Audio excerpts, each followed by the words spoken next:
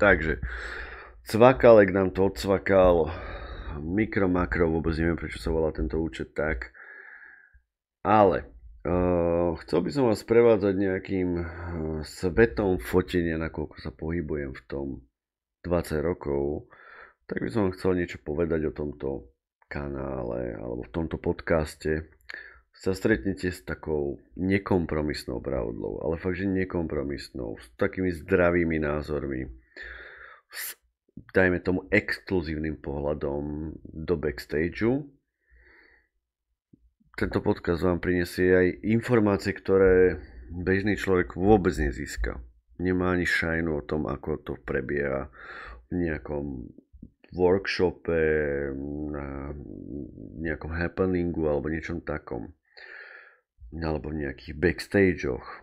Hlavne by som chcel dať tie zdravé názory, respektívne odkryť také skutočné zákulisie tej fotografie, zákulisie tých workshopov, zákulisie tých happeningov. Ak by si teda, alebo ak chceš objaviť, čo sa skrýva za tou pomyselnou oponou fotografickou, tak určite sleduj tento podcast. V rámci tohto podcastu by som sa chcel pozerať na tvorbu fotografov, rôznych fotografov, či už sú to nejakí moji známi, alebo nie sú to moji známi, ktorí čerpajú inšpiráciu už z existujúcich štýlov. Len môjim cieľom nie je však pristúpať k tomu nejako s pohrdavosťou, ale skôr s takou úctou a zvedavosťou. Hlavne zvedavosťou a nejako tak rozoberať na ten štýl umelecky, objektívne, preskúmavať to, čo sa premieta do ich práce.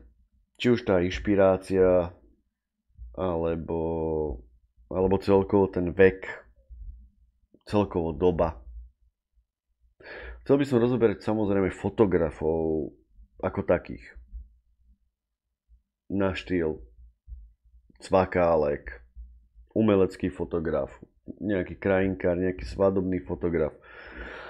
Samozrejme, niektorí ma vôbec nezaujímajú, ako sú architektonickí alebo takýto. No ale aj typy modeliek. Čo je veľmi dôležité, lebo s modelkami má človek najviac zážitkov, najviac skúseností. Takisto modelky sa delia do veľa typov, a či už sú biznis, honorované, takisto vyhorené modelky, vyhorení fotografovia. Chcel by som sa venovať závisti vo fotografii. Takému veľmi čiernemu až takému negatívnej stránke fotografie, negatívnej stránke fotografov. Tento podcast by som samozrejme chcel robiť úplne jednoducho a lowcast. To asi aj vidno. Bude to jednoduchý lowcast. S tým, že nakoľko som si za